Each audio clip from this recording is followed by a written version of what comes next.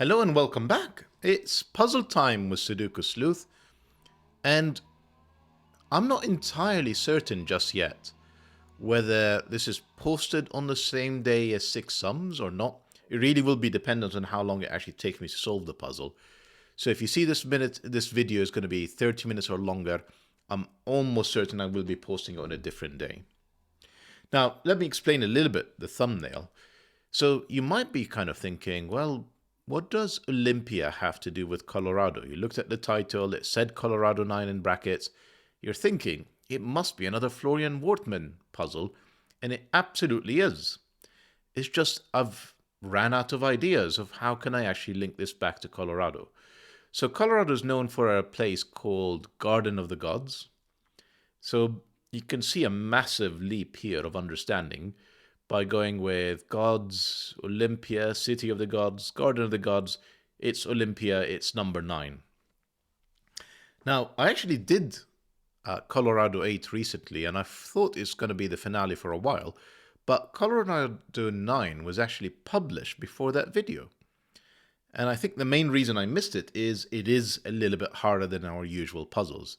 This is a 2-star difficulty rating. I'm absolutely certain it will be harder than some of the recent puzzles I've featured, but nevertheless, it's something that I imagine we're going to be able to still solve. So let's take a look at the puzzle. So we've got Colorado 9 by Florian Wortmann, and we've got the following set of rules. So first off, normal Sudoku rules apply, so that means the digits 1 to 9 in every row, including that cell there, every column, and every 3x3 box. Digits joined by an X sum to 10, such as this cell here or these two cells. So if that's a 1, for example, then this would have to be a 9 to make it into a 10. And you can see that this is not the only X, there's quite a few dotted throughout the puzzle. Digits joined by a V sum to 5. So let's carry on with our 1 example. If that's a 1, that would be a 4 to make sure that these two cells are 5. Now, one of the reasons why I'm feeling, despite the difficulty rating, confident we're going to be able to solve this is we're back to the negative constraint rules. So all X's and V's are given. So if I try and use an example, if that's a 2, neither of these are a 3, because otherwise they would add up to 5, and there is no V, as you can see in there. So what else do we have? Now, typically of these series, we need we need at least one more rule. I can see a crop key dot there. So digits joined by a white dot are consecutive. Not all white dots are given. So we've got this cell here, or these two cells, I should say, where they have to be contiguous. Let me use some sort of digits. So if that's a 3, this would be either 1 or 2. Sorry, not 1 or 2, 2 or 4 to be contiguous with the 3. And usually these sort of additional rules for the Colorado series, if you haven't actually seen them, you really should go back into the backlog and play a few of them. That's normally the way that you can actually solve the puzzle, because all you're really going to be able to do is place what could be low digits and high digits, but you're not really going to be able to solve them without maybe this white crop key dot at the end. Now, one more twist on the rules is we've got a second set of rules that will probably help us disambiguate things. The digit 9 must not repeat in any diagonal direction. So the way I'm going to interpret this rule is if I've placed a 9 in here, not only are these diagonal cells not possible, I'm really interpreting it as diagonal direction. So it means none of these are 9s, none of these are 9s as well. Think of it almost like a bishop in a chess that can move diagonally. So clearly none of these can actually be a 9 based on what we've placed in here.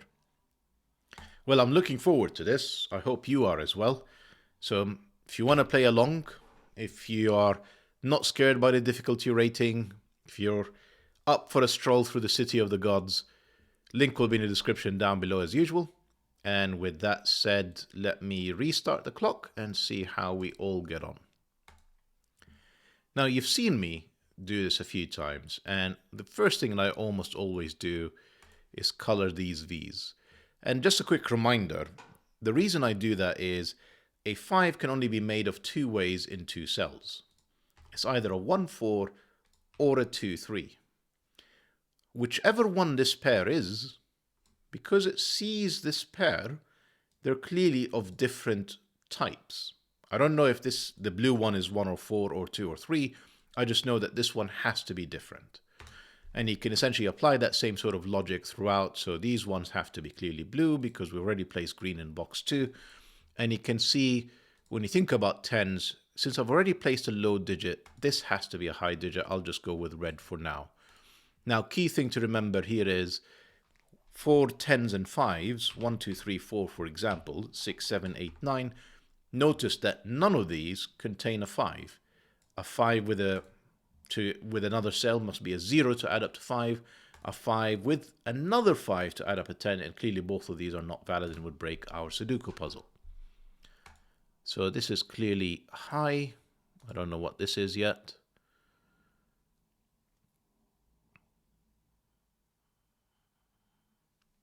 This is green. You've got these two blues looking at it. That's red. You've got this one in here because we've already placed two greens in there.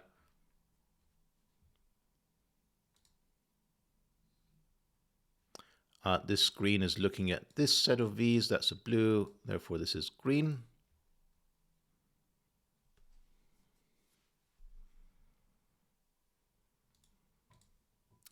This is a blue-red combo.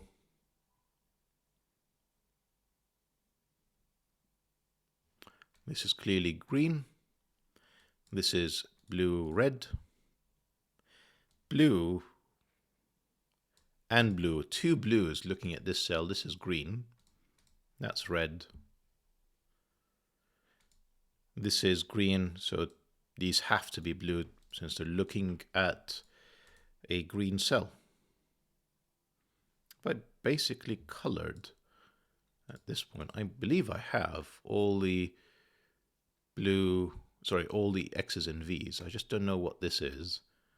I don't know what this is either. I probably will have to use a few letters to help disambiguate a few things. I'm actually thinking I'm going to have to do that now.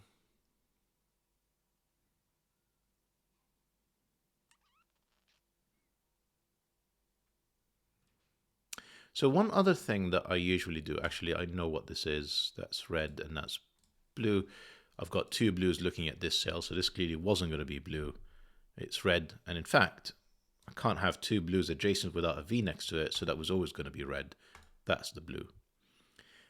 Now, a couple of things I'm going to do. One is, if I know that a cell is definitely not a low digit because I've already placed all the V's, I'm just going to color them a shade of gray just to not worry about placing any more low digits next to them. And you can see I've just sort of colored this hood tire box, for example, because I've already got two blues and a green. So I know that's not the case. And, you know, row 1, I've already placed two blues and two greens. So all of these are not available. I know that I need another blue in here in this column now. Can't place it in here, otherwise again I'd need a V. So these negative constraints are really powerful. Two blues, two greens. None of these are low, therefore this is a high digit. This can't be blue, again negative constraint. This is green. I need another blue in this box, and I'm not sure where it goes just yet. All of these are fine.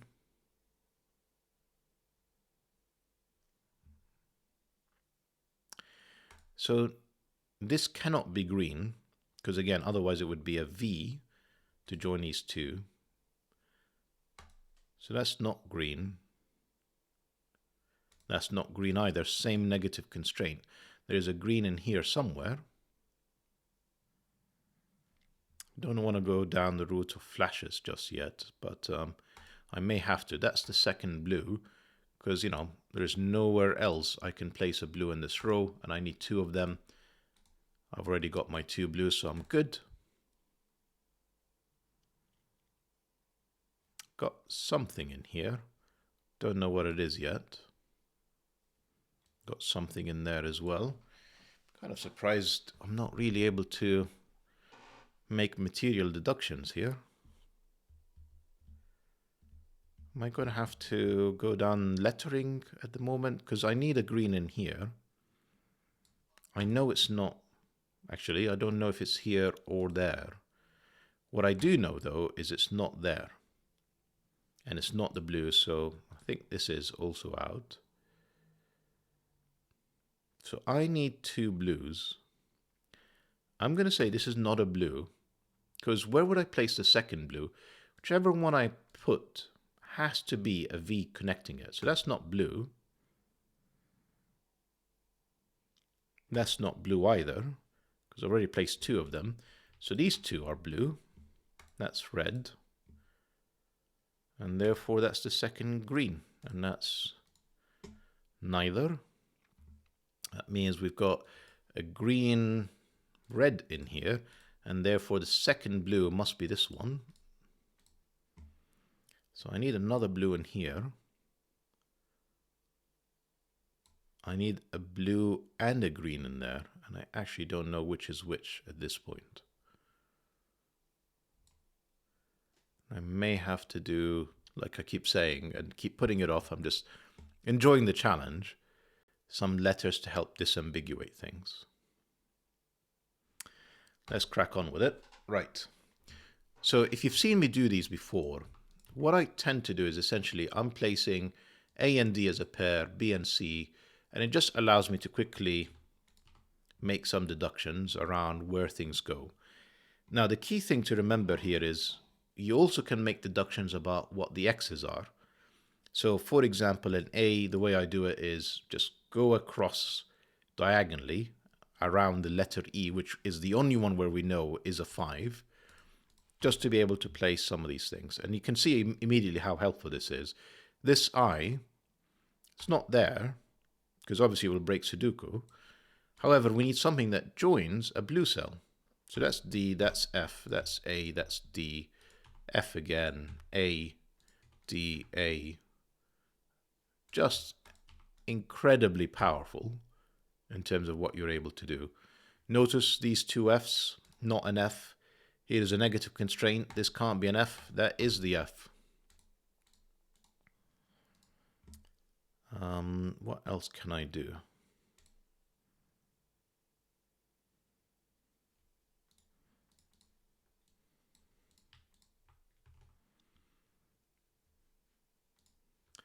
That's B, C, no, G, no, that.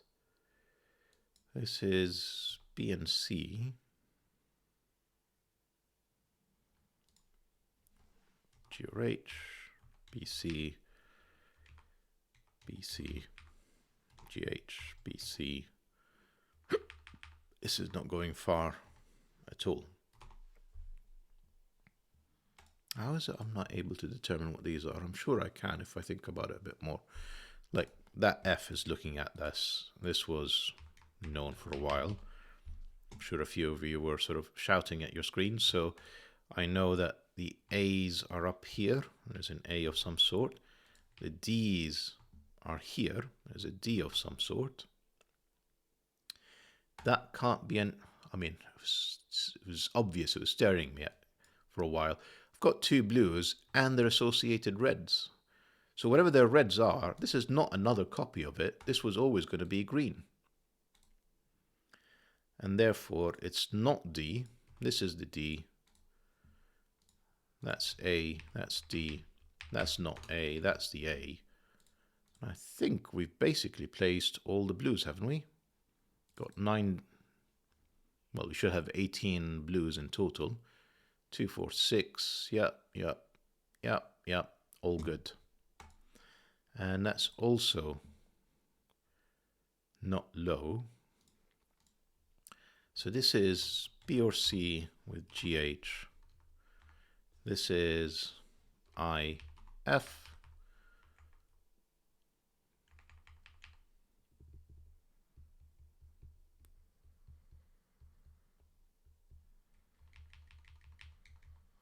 Interesting. Am I going to have to use some of these other rules soon? Like the digit 9 must not repeat in any diagonals. Start making sense about what are the B's and C's. It feels like I'm going to have to.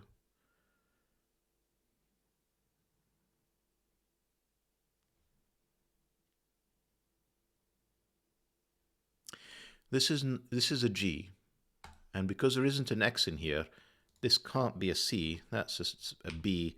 That's a C. Notice, oh no, I've already placed the G.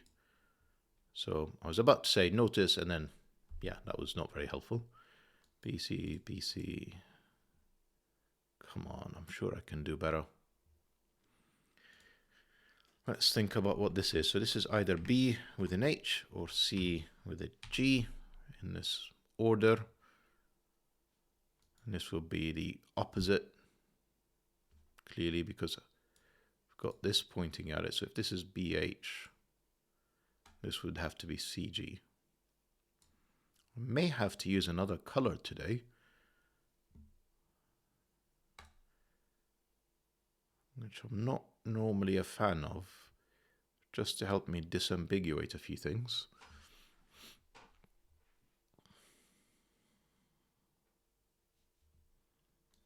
So these are EGH. This can't be a G next to the C. Got to keep remembering that. That's a triplet. We should know what this is. That's an I. We've got the same triplet again, EGH, it looks like. Except this is not an H next to the B. And therefore there's definitely an H in here. And therefore this is definitely an H up here. These...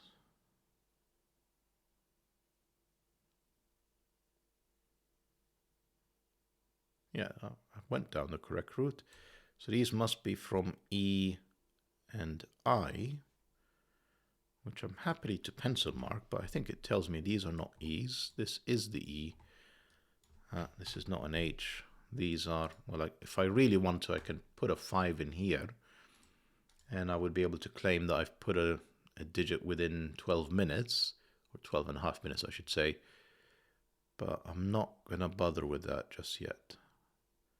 Good to know that at least we've got one digit. It's sort of working. It's just very slow going. We know what this is, though. That's got to be the other E, surely. Therefore, these are all high digits. That can't be I, negative constraint, plus we placed it in here. And this is therefore GH, its counterpart, another BC. So we actually know what these two are. These must be E's and F's. That's not the F, that's the F, that's the E.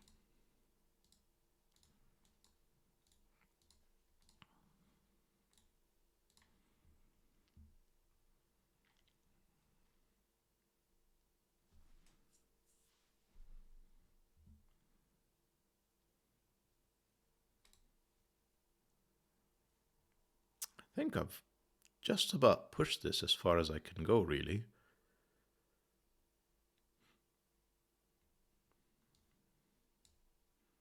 So I know there is an E in here somewhere.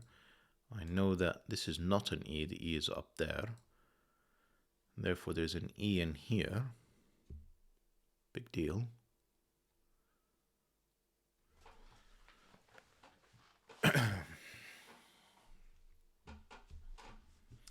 Right. Looks like I'm going to have to look at diagonals. So let's highlight all the F's for a second. So assuming my interpretation of that rule, it's telling me that F is not the 9, because I can see it's already on the diagonal. F goes with D, I, whereas the I's, that's also on a diagonal.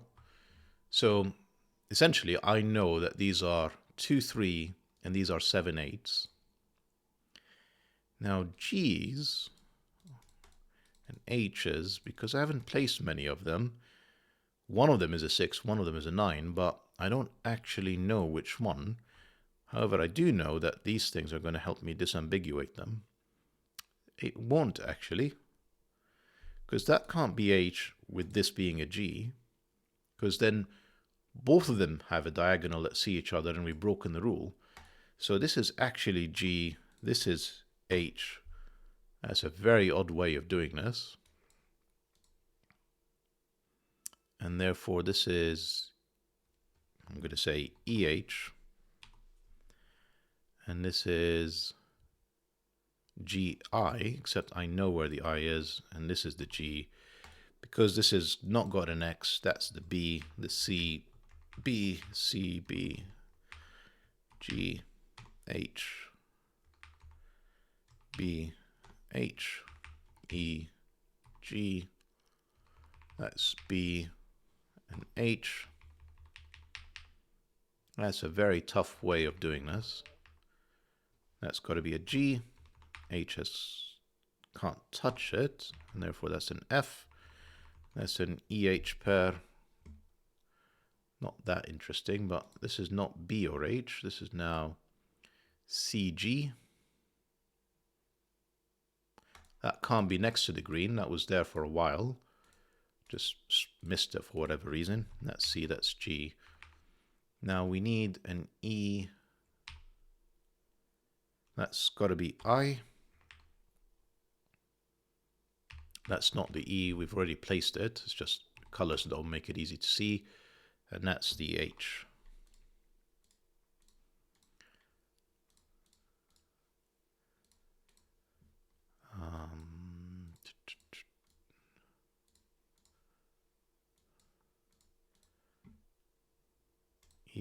EH.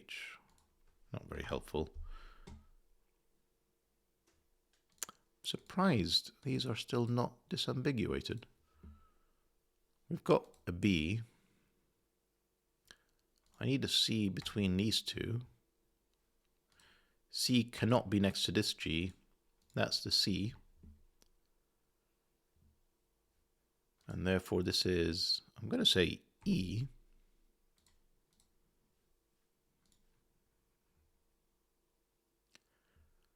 What do I need to complete this one? That's a G. I should know what this is. F, I think. And then I need an I and a C. I know the C is here, the I is here. That's E, that's I. Nearly finished here. What am I missing? Is it a G? That's a G. That's a B. Got E and H again. H can't be here next to the B. That's the E. That's the H. That's the E. That's the H. Fabulous. All of these can be read. This too. In fact, this one as well.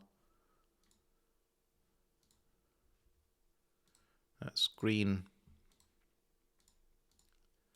Green as well. I think that's nearly all the colors correct then. Yeah, one more. Right, so I said that, let's have a look. G's, are any of them diagonal? Doesn't look like it, does it? Maybe the H's do have diagonals. That would be very helpful if they do. Yes, they do. Look at that. So the G's are 9s. C is therefore 1. This has to be 4, 6. 5 must be next to, not 5, 6, excuse me. That must be next to the 7, the 8. That's the 2. That's the 3. And if I've not made any mistakes, oh, hang on. I've got to undo that. 7s, yeah, that's what I meant to do. That's the 3. And if I've not made any mistakes, that's the 5 and the solution to today's puzzle. They're phenomenal puzzles and a phenomenal series, Florian. It's a absolutely adorable one. I mean, I'm so glad that the negative constraints are back again. I mean, you'd think that they do make them a lot easier, and I guess in a way they do, but you really have to sort of spot some of these things. And then the diagonals to be able to see which is which so they can actually completely fill it. And then finally, of course, this to help with the disambiguation. Although you got the 9s, the 1s, the 4s, and the 6s, but really it was just that white Kropke dot to get the 7s and then the rest of the puzzle. Beautiful puzzle as usual. So, under 30 minutes means I will post it on the same day. Hope you enjoyed this puzzle, and see you all for the next video. Bye for now.